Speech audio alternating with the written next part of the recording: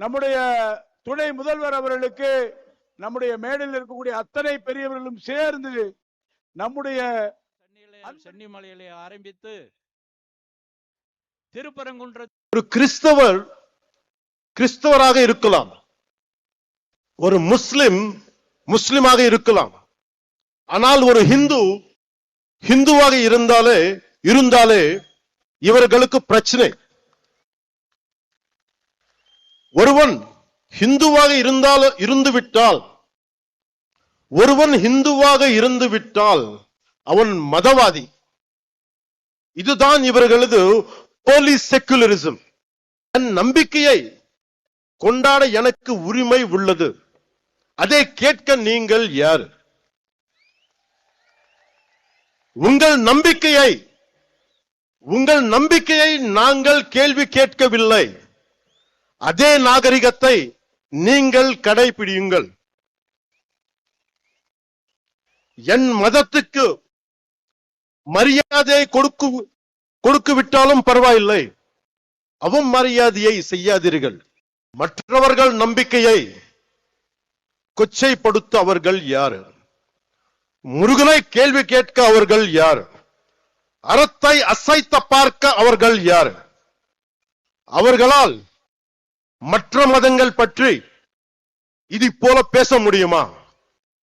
அரேபியாவிலிருந்து வந்த மதங்கள் பற்றி அவர்களால் இப்படி பேச முடியுமா? நம் மதத்தை பற்றி மட்டும் ஏன் இப்படி பேசுகிறார்கள்?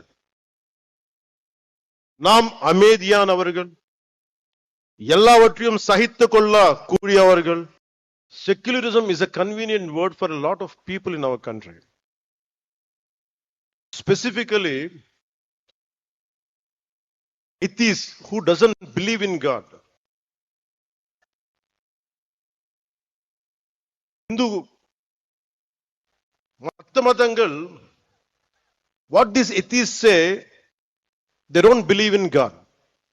நம்ம கடவுள் நம்ப மாட்டாங்க. கடவுள் நம்ப மாற்றுறது இல்லைன்னா எல்லா கடவுள் நம்ப கூடாது. பட் இந்த நம்ம நாட்டு atheists எப்படின்னா only Hindu கடவுள் நம்ப மாட்டாங்க. That is the definition of secularists of our country, atheists of our country. Secularist கூட்டத்துக்கு அரசமைப்பு சட்டம் கொடுத்த one great weapon is there. அது என்ன? freedom of speech. This has to change. If this does not change, it would be very difficult to sustain our religion. I'm not a fanatic Hindu. I'm a committed Hindu. I respect Islam. I respect Christianity. Only na கேக்குறது என்னன்னா, don't disrespect my Hindu dharma. நம்ம அறம் பத்தி நீங்க எதுவுமே சொல்லாதீங்க. This is my pleading. Vetrivel முருகனுக்கு அரோகரா. ஒரு குறிப்பு, மாண்புமிகு துணை முதல்வர் பவன் கல்யாண் ஐயா அவர்களுக்கு மனமார்ந்த மகிழ்ச்சியை தெரிவித்துக் கொள்கிறோம். அடுத்தபடியாக நமக்கெல்லாம் எல்லோரும் சேர்ந்து பாடக்கூடிய ஒரு உலக அளவில் சாதனை புரியக்கூடிய கந்தர் சஷ்டி கவசம் இருக்கும். கந்தர் சஷ்டி கவசத்துக்கு பிறகு